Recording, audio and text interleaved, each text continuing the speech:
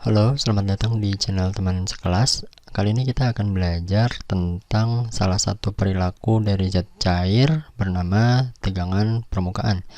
Fenomena tegangan permukaan ini di kehidupan sehari-hari cukup mudah dijumpai. Misalnya, kalian mungkin pernah melihat salah satu jenis serangga berdiri di permukaan air.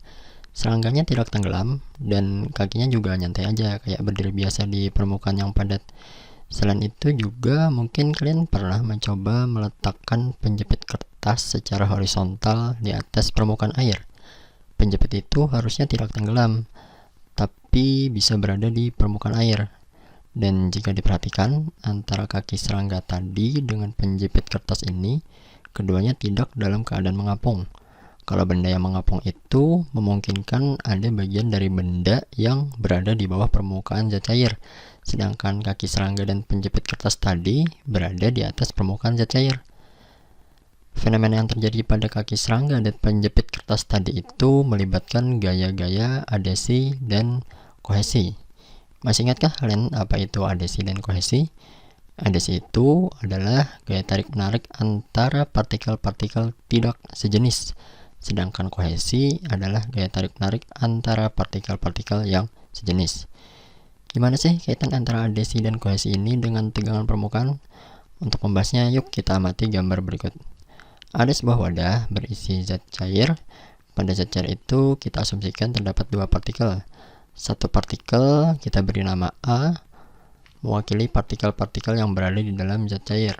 Dan satu partikel lagi, yang lainnya kita beri nama B, mewakili partikel-partikel yang berada di permukaan zat cair. Partikel A ditarik oleh gaya yang sama besar ke segala arah oleh partikel-partikel di dekatnya. Karena di sekelilingnya seluruhnya adalah zat cair, berarti besar gaya-gayanya yang dialami A sama besar, sehingga resultan gayanya sama dengan 0. Maka tidak ada tegangan permukaan. Gimana dengan partikel B? Nah, partikel B juga sama, yaitu mendapat gaya tarik oleh partikel-partikel yang ada di samping dan di bawahnya dengan nilai yang sama besar.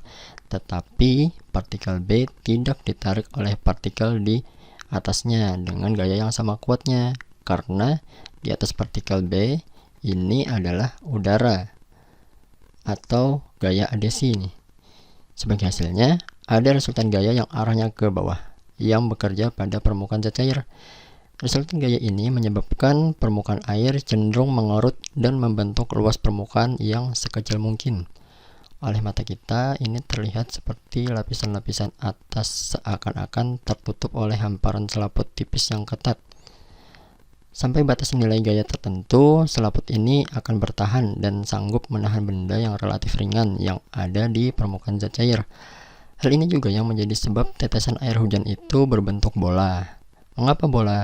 Karena untuk volume yang sama, bentuk bola memiliki luas permukaan yang paling kecil dibanding bentuk-bentuk lainnya.